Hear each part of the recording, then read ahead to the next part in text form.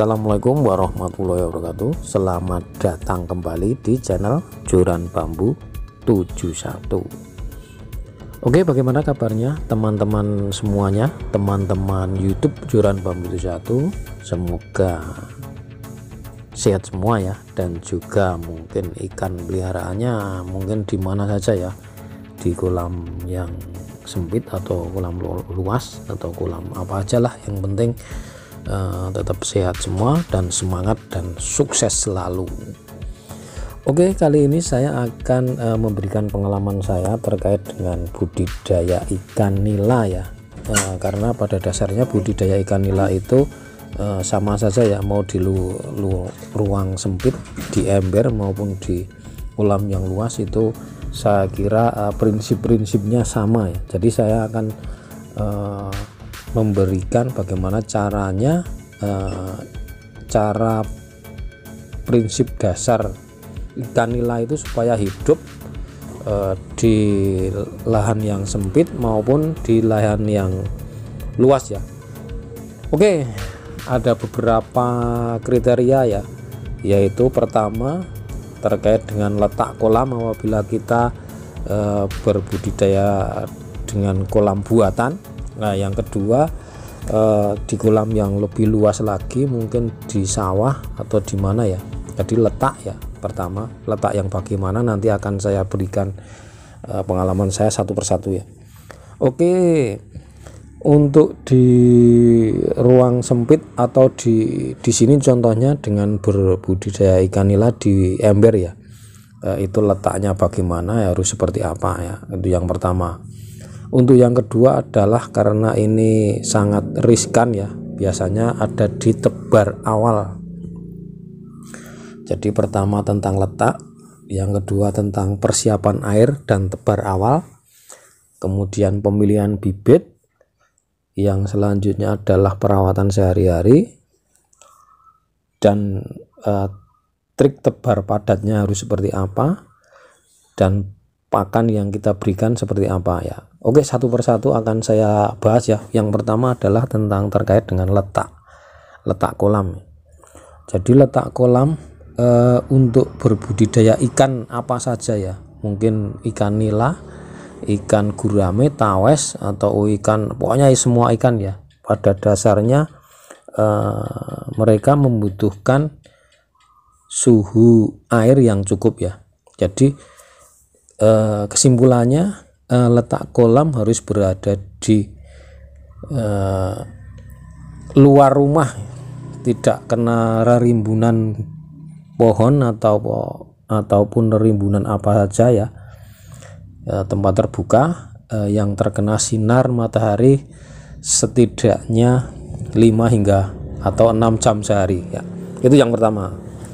Oke, yang kedua adalah persiapan tebar ya.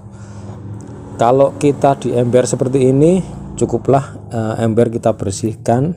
Kalau ember dari baru ya, kita bersihkan, mungkin ada bau plastiknya seperti itu, tidak masalah. Dan yang kedua, kita rendam dengan air atau kita isi dengan air, jangan penuh-penuh, kira-kira di bawah bibir ember itu kira-kira 5 hingga 10 cm ya. Seperti itu kita biarkan hingga setidaknya 4 hingga 1 minggu ya, 4 hari sampai 1 minggu. Sebab apa? Supaya air terjadi pengendapan ya, biar tidak banyak sekali pH ya, biar pH-nya tidak biar sesuai ya di situ ya. Intinya kita endapkan biar layak untuk hidup ikan ya. Jadi ciri-cirinya bagaimana supaya air itu bisa dipakai untuk berbudidaya ikan ya. Jadi air itu biasanya di situ setelah kita endapkan 4 hingga 1 minggu, biasanya ada kehidupan ya di situ. Mungkin ada jentik-jentik nyamuk, juga ada anak-anak serangga yang di situ, atau plankton itu ya. Seperti itu ya teman-teman ya. Itu tentang perawatan air yang pertama ya. Kalau kita berada di kolam luas atau kolam terpal, sama seperti itu ya. Jadi intinya pertama, kita setelah pengisian air itu kita diamkan jangan langsung ditebar bibit. Oke, berikutnya adalah tentang pemilihan bibit ya. Jadi bibit juga harus kita pilih. Biasanya kita untuk pengalaman saya memilih bibit dari pembibit yang sudah saya percaya ya, atau pembibit yang handal lah, yang biasanya ikannya berkualitas seperti itu ya.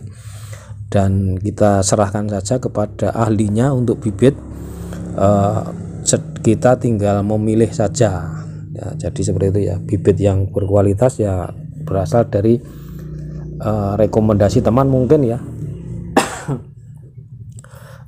dari bibit yang sudah biasanya teruji bagus ya. Misalnya ada di Balai Benih Ikan di daerah kita masing-masing itu kelihatannya ada. Itu tentang bibit ya. Oke, berikutnya adalah tebar awal dan jumlah tebar.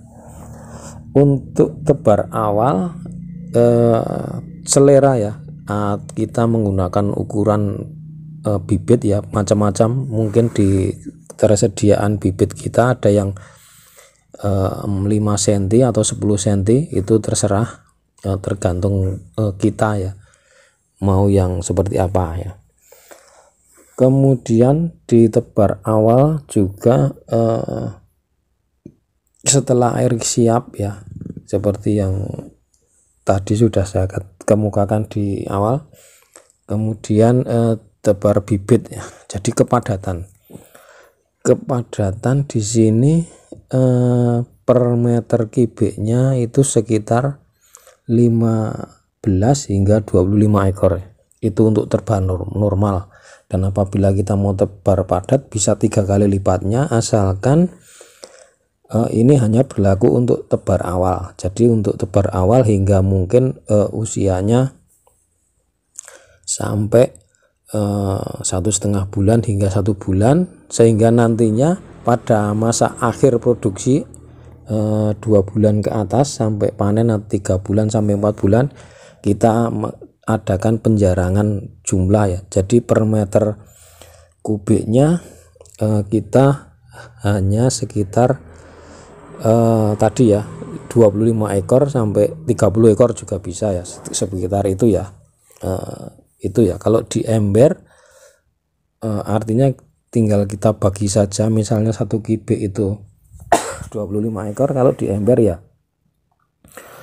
separuhnya 15 atau berapa ya, segitu ya. 1 ember ukuran 80 liter itu. Oke, selanjutnya perawatan sehari-hari. Jadi perawatan sehari-hari juga harus bagus ya teman-teman ya. Contohnya memberi makan juga, kalau kita berbudidaya di ember harus ada gelembung udaranya ya, seperti ini dengan aerator. Jadi pemberian pakan itu ada 2 jenis ya teman-teman ya. Pertama adalah pakan kita beli atau pakan pabrikan pelet, dan yang kedua adalah pakan tambahan ya. Pakan tambahan itu berupa daun ya, mungkin ada daun pepaya, daun singkong, atau daun kubis, wortel atau apa ya, seperti itu ya. Bekas sayuran di dapur juga bisa kita berikan ya, seperti itu sifatnya pakan tambahan. Atau juga kemarin ada yang memakai mata ikan atau yang biasanya tumbuh di sawah atau di sungai, seperti itu ya. Jadi hingga perawatan sehari-hari, kapan kita ngurasnya dan sebagainya itu ya. Jadi kalau kita ingin menguras di budik damber atau di kolam terpal itu tergantung pengamatan kita ya teman-teman ya. Apabila kita pengamatan kita airnya kok udah kotor sekali dan berbau dan ikannya udah megap-megap atau ikannya udah nggak nyaman di situ, cepat-cepatlah airnya kita ganti. Oke, selain dengan cara aerator, kita juga bisa memakai dengan cara sirkulasi air ya teman-teman. Pengertian sirkulasi air di sini adalah air kita saring atau kita filter, kita pompa, kita masukkan ke dalam filter, dan akhirnya nanti air kembali sudah bersih lagi ya, kembali ke kolam atau ke ember kita udah dalam keadaan bersih. Akan tetapi kalau di sini saya senang menggunakan gelembung udara karena karena di sini banyak air ya, banyak sekali air yang tersedia dalam tampungan drum atau apa ya teman-teman, dan nanti bisa kita gunakan untuk mengganti suatu saat kita gunakan. Oke, kiranya ini ya bisa saya sampaikan. Mungkin ada pertanyaan dan mungkin juga yang lain, teman-teman yang lain punya pengalaman, monggo silahkan ditulis di kolom komentar. Terima kasih.